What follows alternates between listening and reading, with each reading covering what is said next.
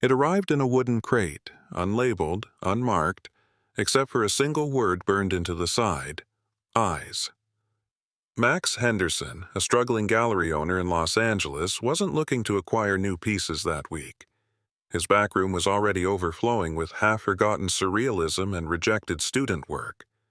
But something about the crate caught his eye. Maybe it was the way it seemed, cold, even in the summer heat. Or maybe it was the unnerving silence that settled over the gallery the moment the crate rolled in. He pried it open with a crowbar. The lid fell away with a dusty groan, revealing a canvas wrapped in moth-eaten velvet. The air around it suddenly felt heavier. When he peeled away the cloth, Max recoiled. It wasn't just a painting. It was a scene that crawled into your brain and nested there. A young boy, perhaps 7, stood stiffly before a glass door. Behind the door, dozens of pale, outstretched hands, all pressed against the glass as if begging to be let out. The boy's eyes were vacant. Next to him stood a doll. No, not a doll. Something inhuman in the shape of one. It held a dry cell battery in one hand and wires in the other, and in the background. The hands reached. Max stepped back. The light above him flickered. He blinked and swore he saw, just for a second, the boy's eyes move, looking directly at him. No signature, no date, but on the back, written in smudged charcoal, the hands resist him. Max felt a chill rise up his spine. He wasn't a superstitious man, but something about this painting clung to his thoughts like wet cloth. Still, business was business. He hung the painting near the front window and posted about it online. By noon the next day, the gallery's site had crashed. People weren't just interested, they were obsessed. But not in a good way. The emails started that evening. I saw that painting and couldn't sleep. Every time I closed my eyes, the doll was in my room. The boy blinked. I'm not imagining it. I swear he blinked. Your painting made my daughter scream. She won't stop staring at the window now. Max deleted the messages. The human brain could imagine anything if it was scared enough. But then his cat died. Found stiff at the foot of the painting. Eyes wide open. Claws embedded in the floorboards. Max buried it quickly. But that night, something scratched at the gallery's door. A soft, rhythmic tapping. He checked the cameras. Nothing. But in the footage, the doll's position had shifted.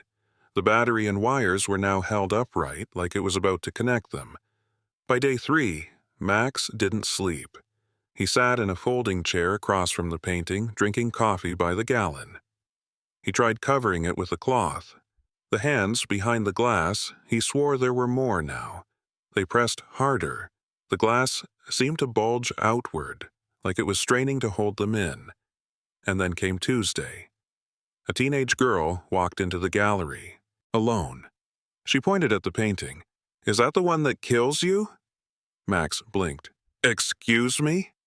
She looked pale, shaking slightly. My sister saw that painting online. She hasn't woken up in 2 days. Max laughed, nervously. That's ridiculous. She didn't smile. You need to burn it, before something comes through. Then she left. That night, Max finally decided to take the painting down. As he approached it, his lights died. Every single bulb in the gallery. Pitch black. And, in the darkness, he heard whispers. Children whispering. But not in English, and not from inside the room. They were coming from inside the painting. He turned on his phone light. The boy was now pressed against the glass. Hands on it. Eyes wide, mouth open. The doll had vanished. Max backed away. His foot caught on something, a battery, and a set of wires, still warm. His breath caught in his throat. He turned and saw the doll, standing in the corner of the gallery, arms raised, silent, unmoving, but closer than it had ever been before. That was the night Max fled. He locked the gallery doors behind him and didn't return for days. When he finally did, the painting was gone. Just an empty frame, but scratched into the wall, in tiny, frantic gouges, "We're coming through." Max Henderson disappeared for 3 days. No phone calls, no texts.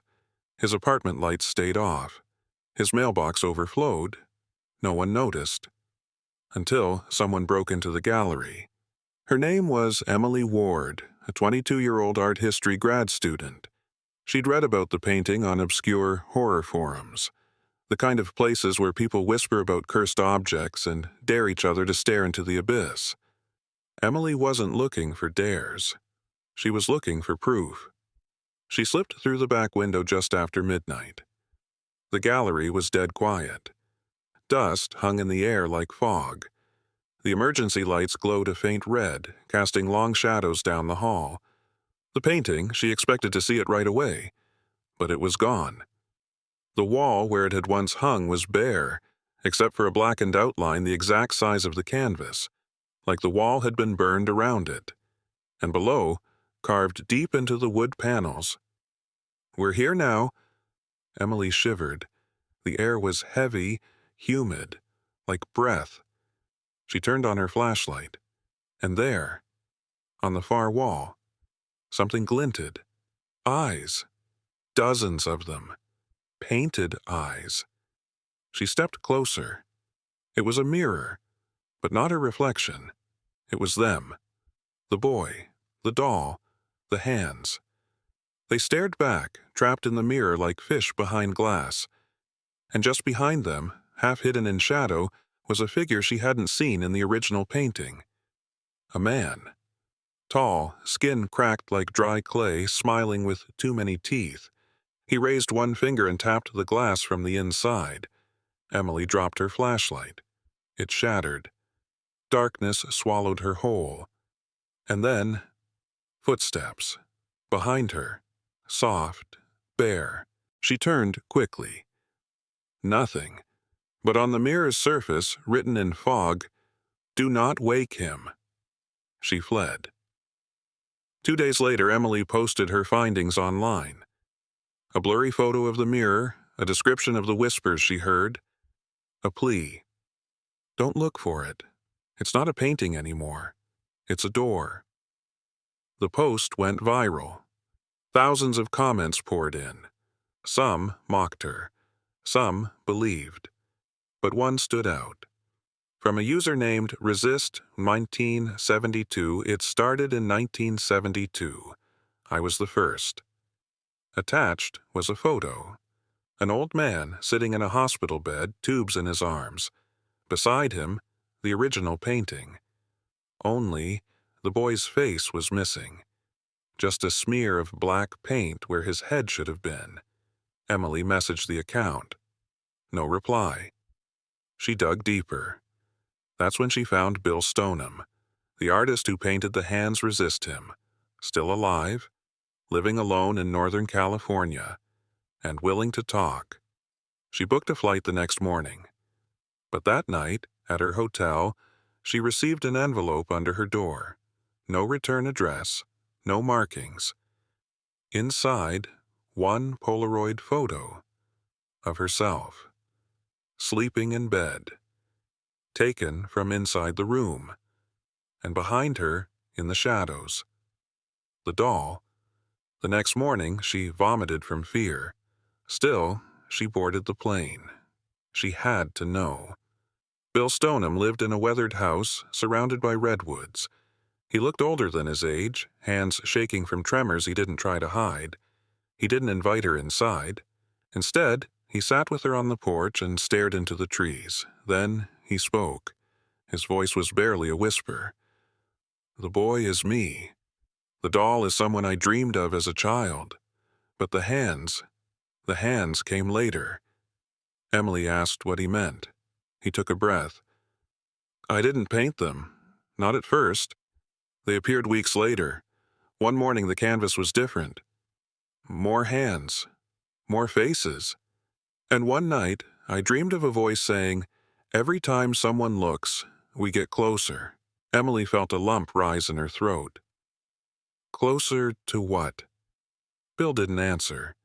He just looked at her, with eyes that had seen too much. Then, finally, he said, "I tried to burn the painting once. It wouldn't burn, just screamed." Emily left before sundown, but she made one last stop. A forgotten warehouse listed in one of the forum threads. It took her hours to find it. The building was half collapsed. Inside, under a tattered sheet, was a mirror. The mirror, the same one she saw in the gallery, but this time, the glass was cracked, as if something had tried to break through.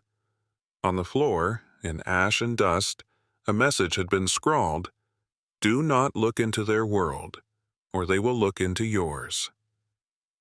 Emily turned to leave, and stopped. In the corner, a small canvas, unmarked.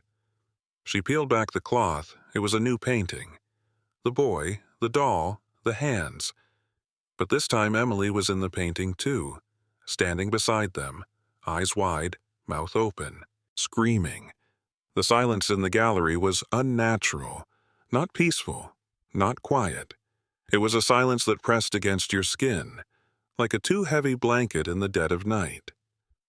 Ever since the painting had been hung, the lights in Gallery Room 4 had started flickering more often. The motion sensor cameras, installed for security, began capturing odd movements, flickers of shadows, distortions in temperature. One recording showed the boy's expression subtly shifting in the middle of the night. Another showed the doll's painted hand pressed against the glass, palm wide and rigid, as if she were trying to get out. But none of the staff wanted to talk about it. Not openly. They just started avoiding the room. That was, until Trevor came in.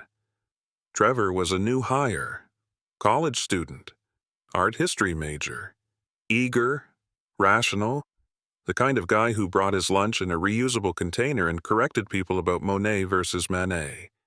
He didn't believe in curses, or haunted paintings, or any of that paranormal junk, as he put it. So, when he was assigned to supervise Gallery Room 4 for a full overnight security shift, he didn't blink. "I'll even bring coffee," he joked to the curator. He arrived at 10 p.m. By 1:17 a.m., the cameras caught him sitting cross-legged on the floor in front of the painting, whispering to it. "They're not real. They can't move. It's just oil and canvas. Just oil and canvas." That's what he kept saying, over and over, until the microphone picked up a different voice, raspy, childish. It replied, "But we are real in here. Come closer, Trevor." The footage ended with static. Trevor was found huddled beneath a bench in the next gallery room the following morning. His eyes were open, staring at nothing. He wasn't hurt, but he didn't speak for 3 days. When he finally did, all he said was, "The doll was smiling." The painting was removed from display. They placed it in the archives, locked it behind a steel cabinet, and tried to forget it. But forgetting isn't so simple, especially not when the nightmares start. The night shift guards began quitting. Those who stayed started sleeping in the break room with the lights on. One brought a crucifix to hang over the security monitor. They all had the same dream. A hallway. Endless. A boy at the end of it. A doll next to him, her hands twitching, her face blank. And the knocking. Always the knocking. Soft, measured, constant. The sound of invisible hands, resisting. Meanwhile, in a small apartment downtown, Lauren, a former art major turned blogger, had just uploaded a video titled, "I touched the painting that makes people sick. Live reaction." She had snuck into the gallery weeks ago and managed to lay a single finger on the glass that covered the hands resist him before being escorted out. She thought it was funny. A little creepy. Perfect clickbait. But in the video, viewers noticed something. At Dutchman timestamp hours, Turks 33, Lauren's hand, hovering in front of the painting, froze for a full 5 seconds. Her eyes widened. Her lips moved, whispering something no one could make out. Then she laughed nervously and ended the video. That night, she called a friend, screaming that she couldn't sleep. "There's something in the corner," she cried. "It won't stop watching." The next morning, she posted a final message on her blog. "Do not look into its eyes. If you hear it knock, don't answer." She disappeared 2 days later. Her apartment door was locked from the inside. The only thing missing? Her reflection. Back at the gallery, the curator made a decision. It was time to send the painting away. They called in a specialist, Father Jonathan, a soft-spoken exorcist who had once dealt with cursed artifacts in Eastern Europe. He wasn't there to burn the painting or cast out demons. He simply wanted to understand. He arrived wearing black, carrying a small suitcase. Inside were blessed oils, salt, a crucifix, and a worn notebook filled with decades of notes. He entered the archive room alone, the door locked behind him. No one knows exactly what happened in the next 3 hours, but the security team reported high-pitched frequencies over the intercom. The emergency lights flickered red, smoke alarms were triggered, but there was no fire. When the door finally unlocked, Father Jonathan walked out, pale, sweating, trembling. "The boy is not the threat," he whispered. "It's her, the doll. She opens the way." And then he collapsed. They moved the painting into a sealed glass box, reinforced with steel, lined with symbols from multiple religious traditions: Christian, Jewish, Islamic, Buddhist, anything that might help. They placed the box in a storage room that no one visited, not even for inventory. But even then, strange things continued. Emails were found sent from accounts long deleted, signed simply HB, the original artist who had died in 2010. Visitors claimed they heard soft tapping sounds on the wall near Gallery Room 4. And late one night, a janitor, sweeping the hallway outside the storage room, swore he saw a small doll staring at him from the shadows. She blinked, then vanished. The legend grew. Podcasts picked it up. Reddit threads exploded. TikTok creators used filters to mimic the painting's style, many of them deleting their videos hours later, claiming their phones glitched out, or their pets started growling at the screen. The gallery stopped mentioning the painting at all, but people still ask about it, still try to sneak in, still try to see it. Some even knock on the walls, just to see if it knocks back. The painting now lived in an airtight, specially sealed glass frame in David's apartment. After the events of the last few nights, the locked doors opening on their own, the unsettling laughter at 3 a.m., and the flickering of lights only in the presence of the painting, he had taken steps to control it. But no matter what he did, it wasn't enough. The horror was no longer limited to the canvas. It had leaked into the walls of his home, and perhaps into his mind. 11:41 p.m. The fourth night. David couldn't sleep. He lay in bed, drenched in sweat despite the cold night air. The apartment was quiet, unnaturally quiet. Even the refrigerator, always humming faintly, had gone silent. He stared at the ceiling, heart racing, waiting. For what, he wasn't sure. But his gut told him it was coming. Then, the sound. A slow tapping. Not on the door, not on the windows, but from inside the apartment. Tap, tap, tap. David sat up, trembling. The sound echoed again. 3 distinct knocks, like small knuckles rapping gently on wood. He turned his head. The painting. It stood across the room on the floor, leaning against the wall in its protective glass frame. The boy's face was as cold and sorrowful as ever. The hands on the glass door behind him were still outstretched, except one hand had moved. David's breath caught. He stumbled from the bed, switching on the light, but the bulb blew instantly, plunging the room back into darkness. He fumbled for his phone and turned on the flashlight. As the beam landed on the painting, he gasped. The girl. She was gone. Her outline remained, like a shadow burned into old wood. But the figure herself had vanished. 12:03 a.m. The girl appears. David ran to the glass frame and opened it, frantic. The boy remained. The glass hands were unchanged, but the girl was missing. And then, from behind him, a whisper. "Why did you open the door?" He spun around. Nothing. He pointed the flashlight down the hallway, heart thudding so loud it hurt. Shadows danced on the walls, stretching and shrinking as the beam moved. Another whisper, closer this time. "He doesn't like you." "Who?" David shouted, backing away. The painting, behind him, creaked loudly, wood groaning as if under immense pressure. David turned again, and there she was, the girl from the painting, standing inches away. Her dress was stained and faded. Her eyes, void of pupils, stared up at him.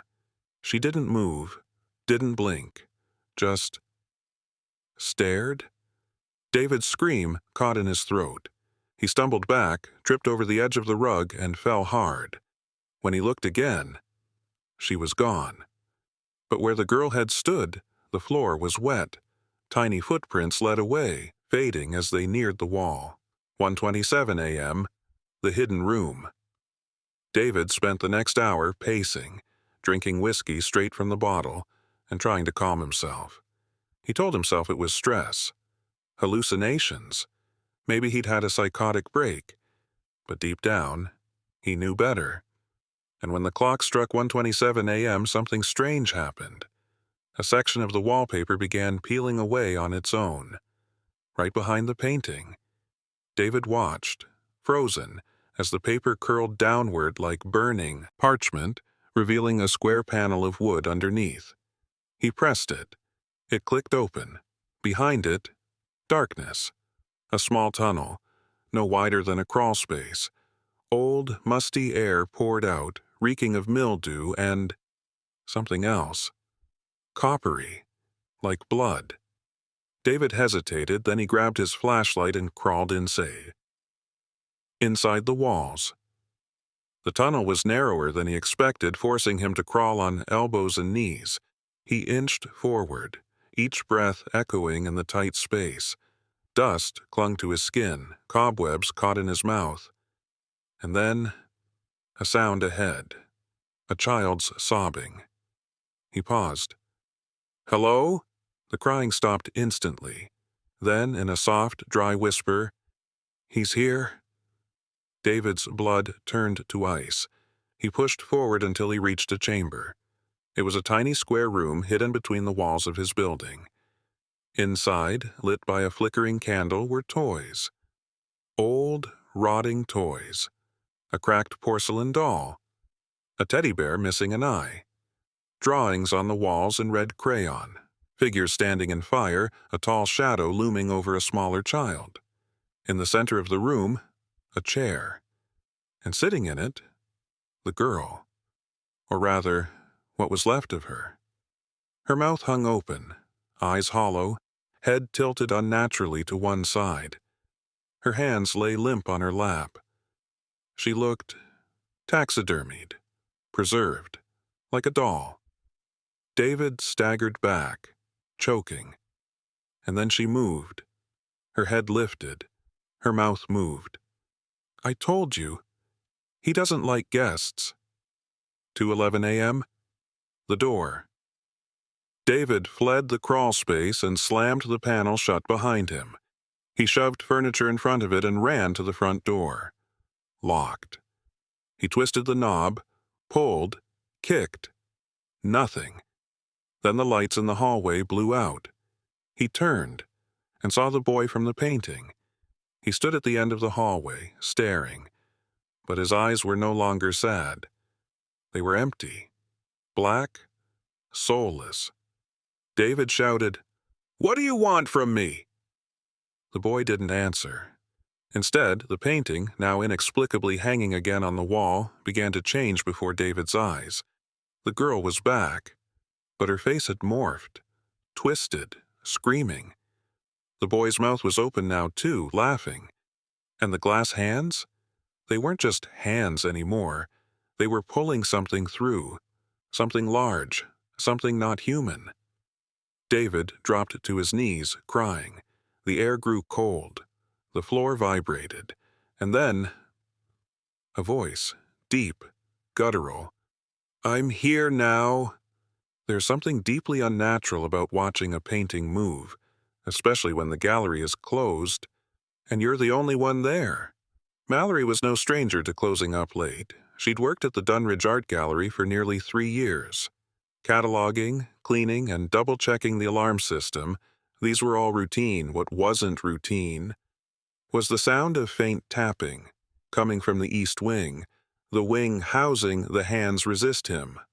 At first, she thought it was plumbing, then maybe a mouse, but as the tapping grew louder and more rhythmic, like knuckles rapping against glass, her nerves began to fray. She stepped carefully through the dim gallery, the soft hum of overhead lights providing the only company. As she rounded the corner, she froze. The painting, The Hands Resist Him, hung quietly on the far wall, as it always had. But something was wrong. The boy's position was different. His head was turned, just slightly, but unmistakably turned toward her. And the doll's eyes, those empty, glassy orbs, seemed to glitter in the artificial light. A cold sweat ran down her spine. She checked the security footage. Nothing. It had recorded a still frame the entire hour. No movement, no sound. But she had seen it, sworn it. That night, sleep did not come easy for Mallory. And when it did, it brought with it a dream she would never forget. She was standing in the gallery, alone, again.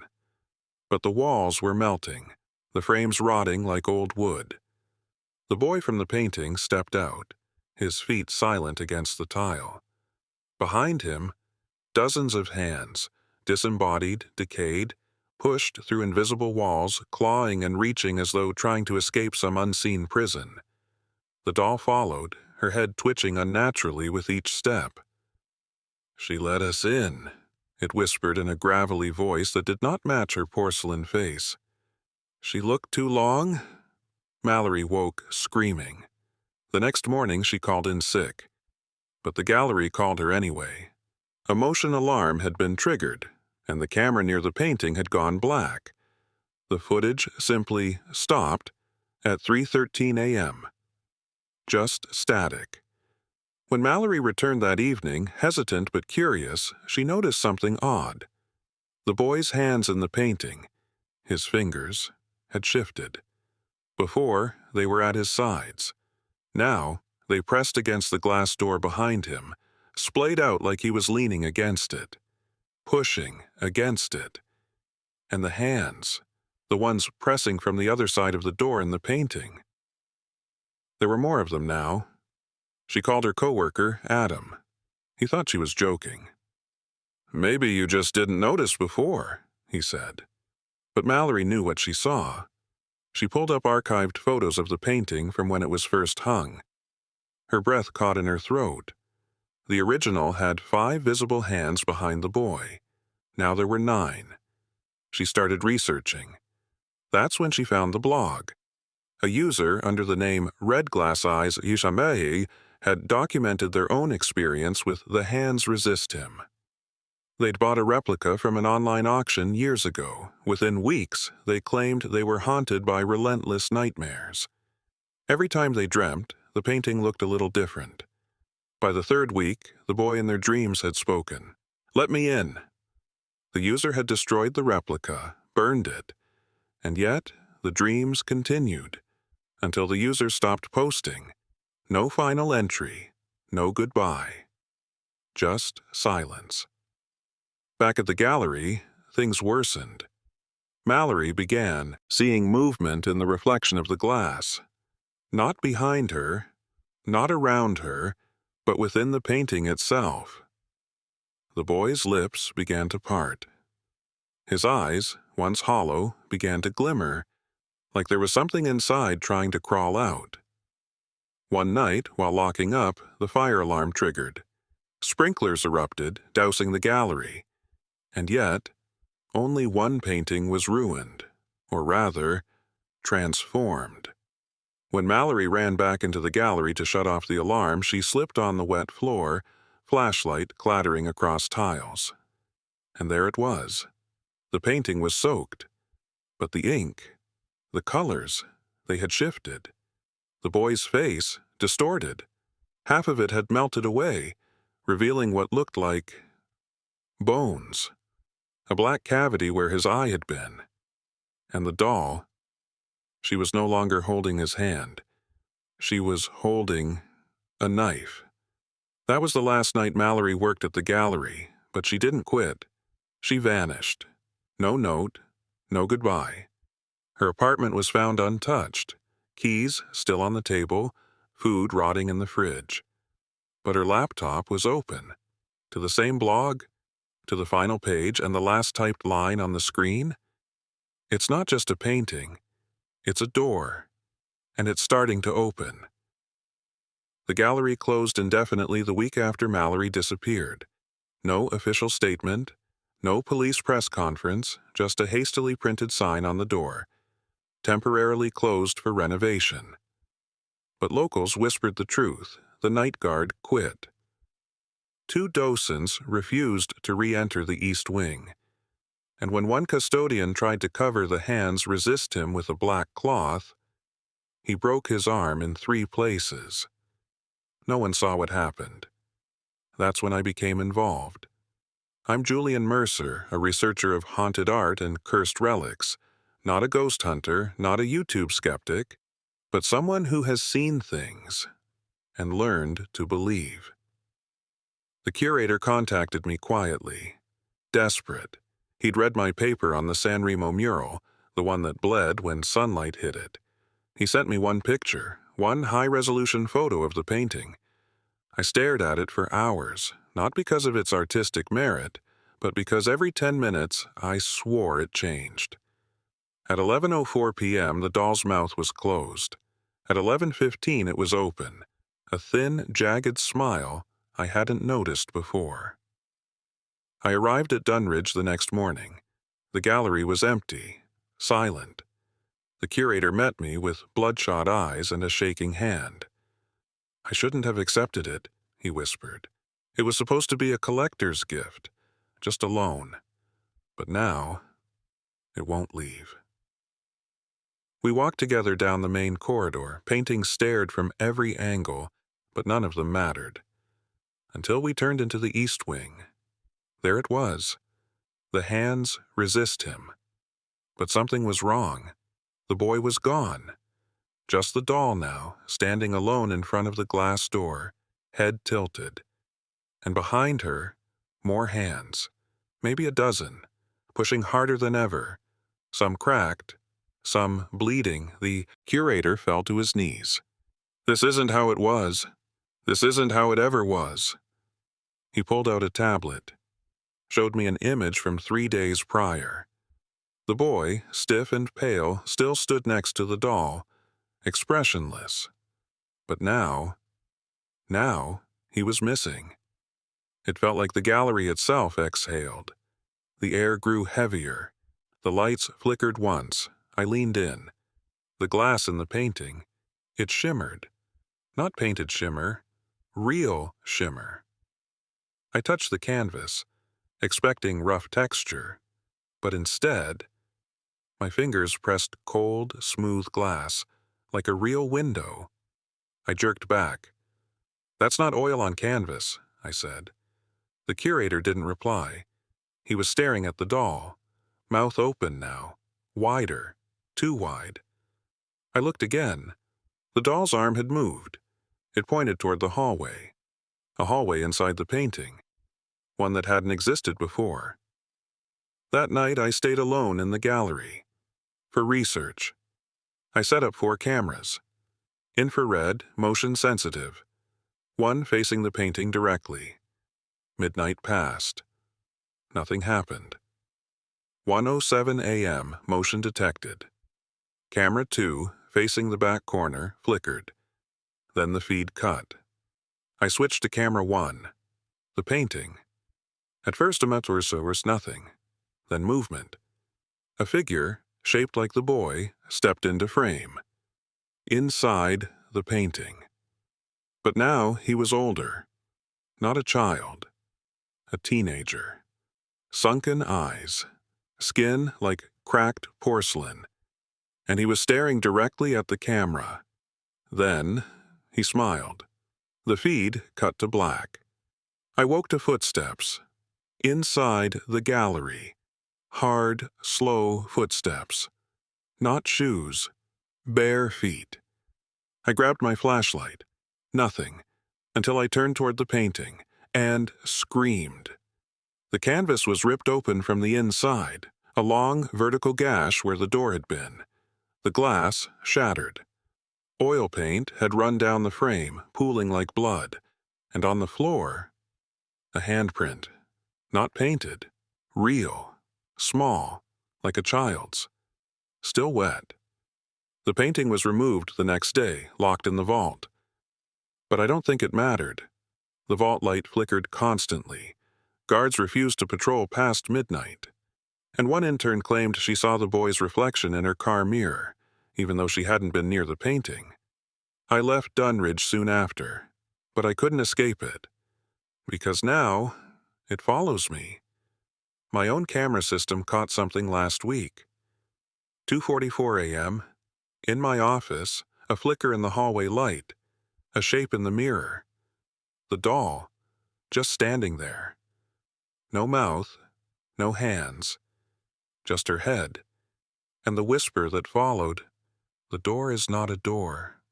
It's an invitation." It's been a week since the painting was sealed in the Dunridge vault. A week since I saw her, the doll, in the reflection of my office mirror. I haven't slept, not truly, because every time I close my eyes, I see that hallway, the one inside the painting, dim, windowless, the walls stretching far beyond logic, lit by a single swinging bulb that never stops swaying, and at the end of that hallway, a door. Tall, black, no handle, just waiting. 3 nights ago, I received a package, no return address. Inside, a photograph, a Polaroid. It was taken from inside the painting. I recognized the layout, the peeling wallpaper, the cracked tile. But now, there were footprints, dozens, leading away from the door, leading outward. On the back of the photo, a single line was written, "We opened it for you." My hands went cold. The pen on my desk rolled on its own. I locked every door in my house. It didn't help. The next morning I got a call. For Mallory's number, the same Mallory who disappeared 2 weeks ago. Her voice was faint, like it traveled through water and wire. "It's not just a painting," she whispered. "It's a mirror. They don't belong in it anymore." I asked her where she was. Silence, then static. And finally a sound that made my skin crawl. The wooden creak of a child's swing. Rusty, slow, and rhythmic. The line disconnected. I returned to the Dunridge Gallery that night. The curator was gone. The guards, dismissed. Only one light remained on. The one above the vault entrance. I used the curator's code. Door opened like a breath held too long. Inside, the painting. But now it looked different. Framed, yes, but the gash was gone. Restored? No. Repaired from the inside.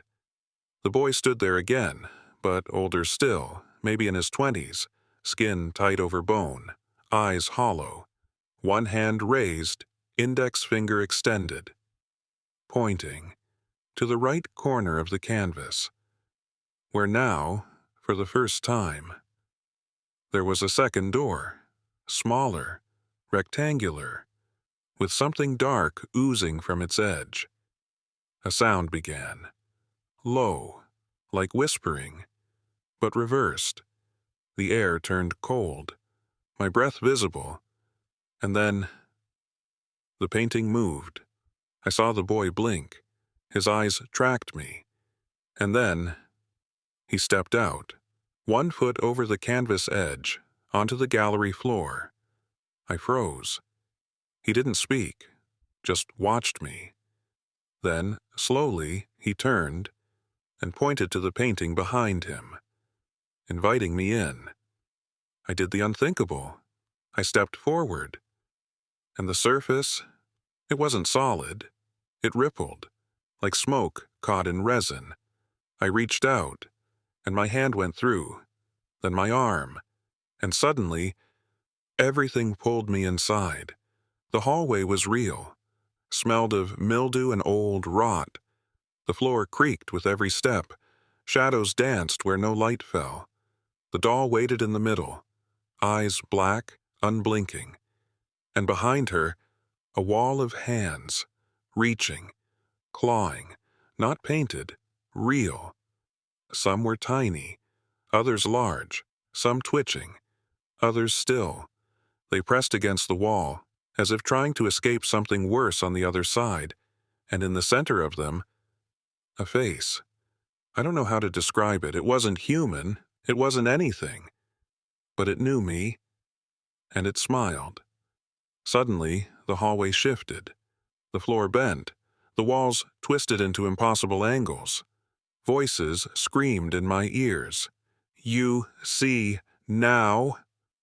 You see now. You can't unsee. I turned to run, but the hallway stretched like rubber. The doll followed, walking, then floating, then crawling, always watching. Then I heard her speak, soft, childlike. We don't want you dead. We want you here. And just like that, I woke up, on the gallery floor, back in the real world, or so I thought, until I noticed the frame. It was different, cracked, splintered, and the plaque beneath the painting. It had changed. Where once it said, "The hands resist him. Artist unknown." It now read, "Julian Mercer, missing since July 21st. I couldn't breathe. That plaque, it had my name on it. Julian Mercer, missing. Not curator, not researcher, not author, just missing. I staggered backward, hands trembling. My reflection in the glass didn't follow.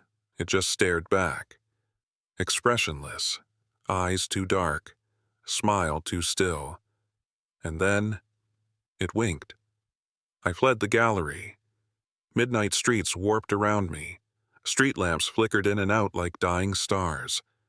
My footsteps echoed louder than they should. Too many times for just one person walking. I turned corners I didn't recognize. Buildings were in the wrong place. Windows blinked open and shut like eyes. And finally, I made it home. At least, it looked like home. But the lights inside were already on, and I hadn't left them that way. I stepped inside slowly. Silence. Too much of it. Until a sound from the living room. A slow scrape, like nails on canvas. I followed it, my breath catching. And there, hanging on the wall above my fireplace, was another painting. It was the same frame, same boy, same doll, but now they were inside my house.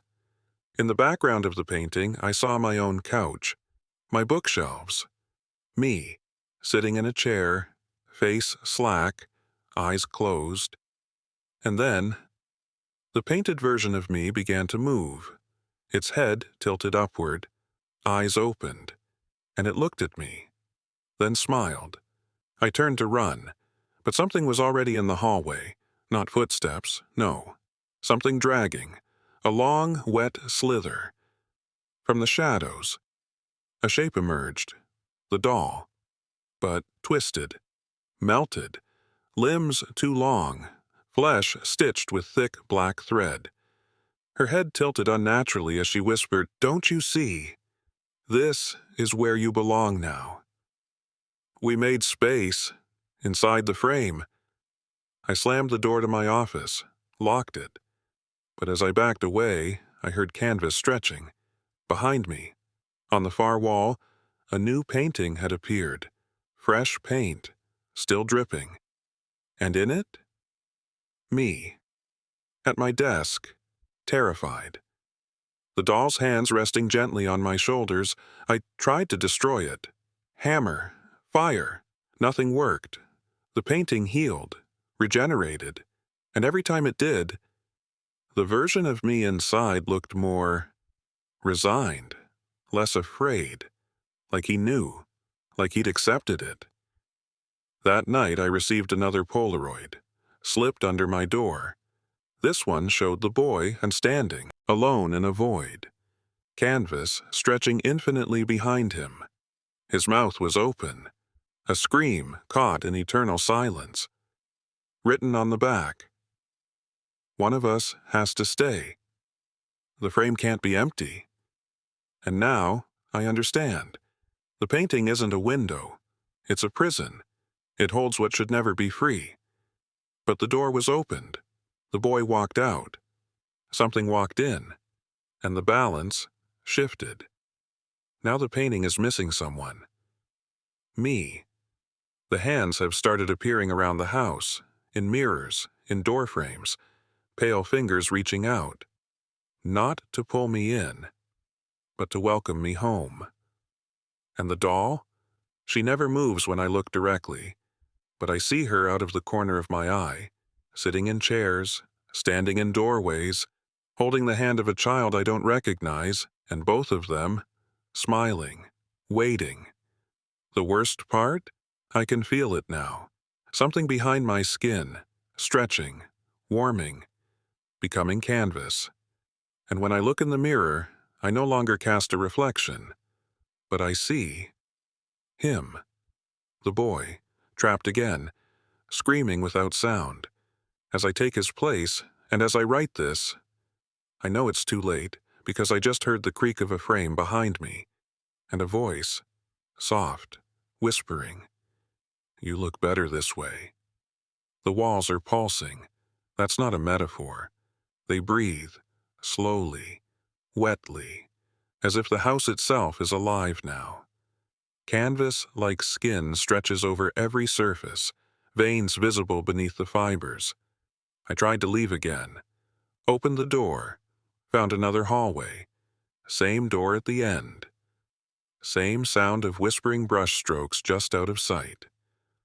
I am not alone. At night I hear footsteps, child-sized, shuffling, dragging. They never hurry, they don't need to, because I can't run anymore.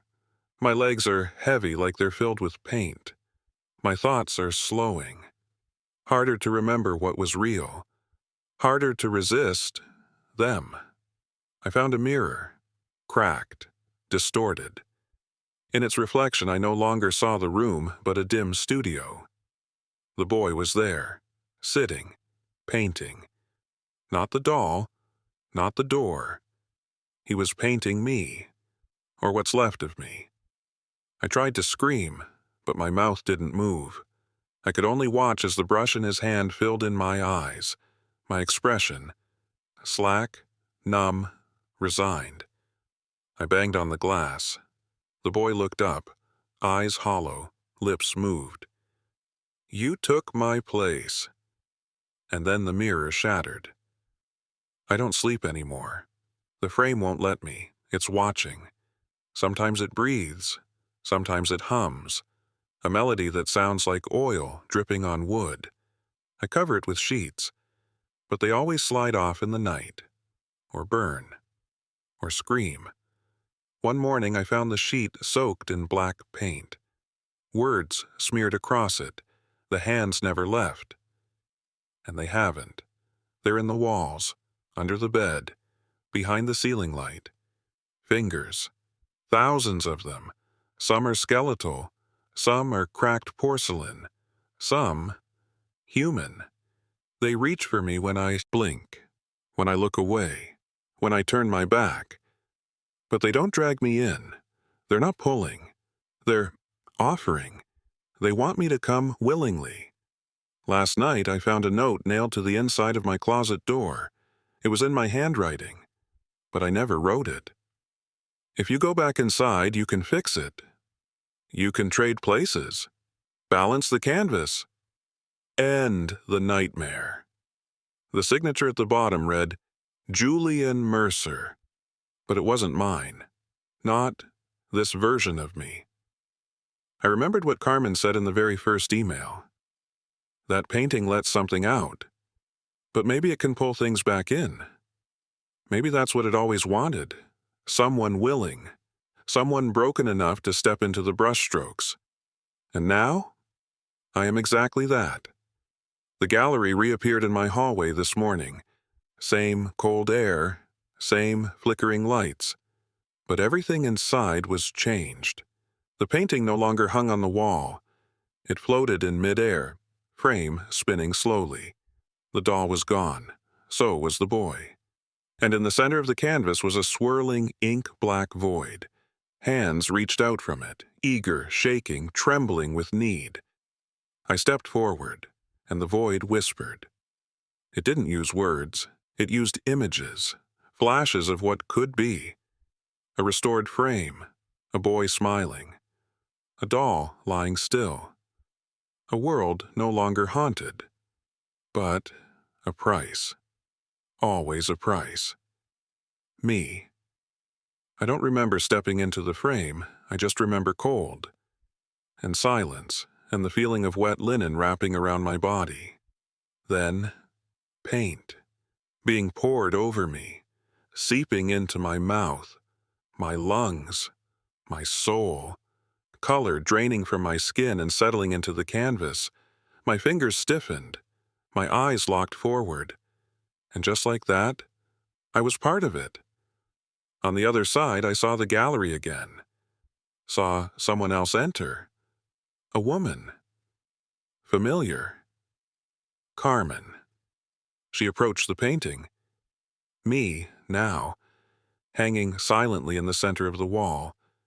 She stared at it, tears running down her face. Julian. She reached out. The doll stepped out of the shadows behind her, her hand on Carmen's shoulder, smiling, welcoming. But Carmen didn't flinch. She nodded, slowly, as if she knew, as if this had all been planned, and in her hand, she held another painting, small, framed, wrapped in black velvet. She placed it next to mine. Its title, The Boy Returns. Now the gallery is full again, balance restored, and I can feel the paint inside me settling, the screams fading, the hands no longer grasping, just resting, watching, satisfied. Sometimes I see through the cracks in the frame, hear the footsteps of visitors, museum-goers, collectors. They look at me, at the boy, at the doll. They shiver, turn away. Sometimes they even laugh. But the frame doesn't mind, it's patient.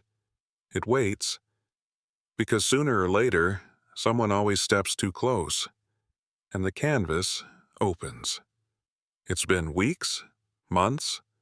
Time doesn't pass. The same in here. There's no day, no night, just the glow. The faint light inside the painting. Inside me. I've come to accept it. I am the painting now. I don't sleep. I don't breathe.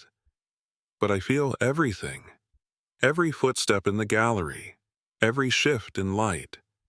Every time someone dares look too long into the canvas, I can feel them.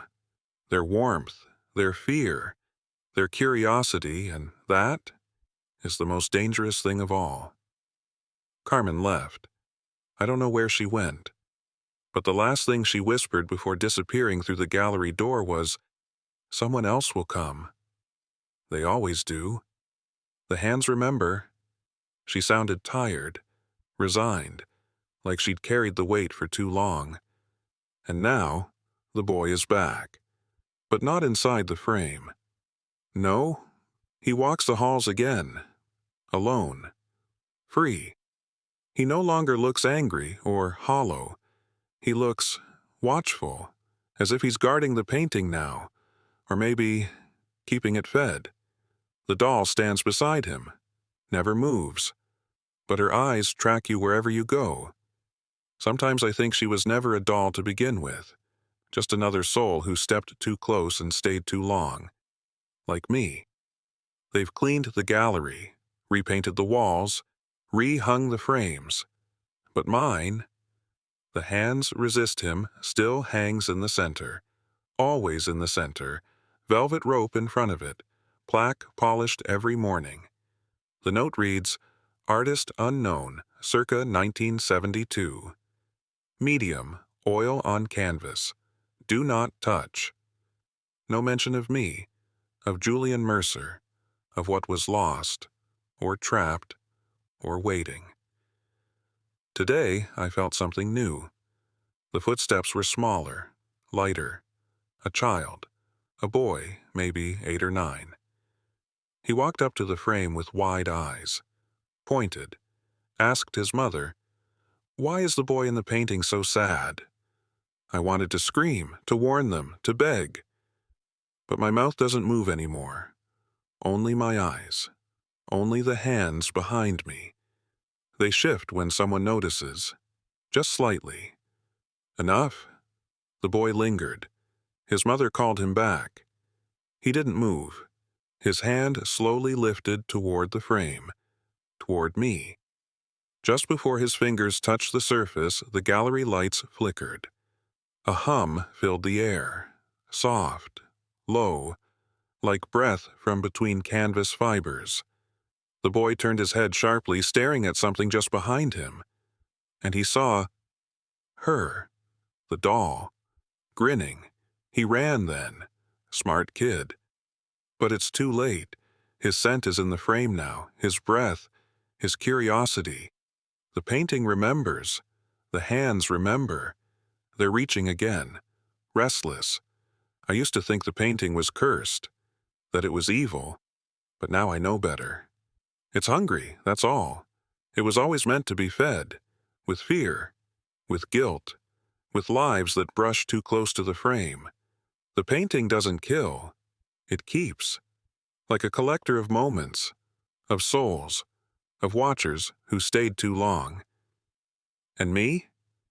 I am just a part of the gallery now. I've become the boy, the one people whisper about on horror forums, on late-night YouTube videos, in stories told at sleepovers. The boy whose eyes follow you. The painting that moves when no one's looking. The hands that reach from behind the frame. But they never get the ending right. Because there is no ending. Only the next. If you're still reading this, if you've looked up the painting, if you've stared into its eyes on a screen, be careful. It only needs a glimpse, a moment of attention. It already knows your name. Somewhere, in a quiet room, a blank canvas waits. The brushes are laid out. The frame, ornate and ancient, sits open like a mouth. The gallery is preparing. Because someone else will come. Someone always does. The hands are patient. The frame is wide. And your reflection is so very close.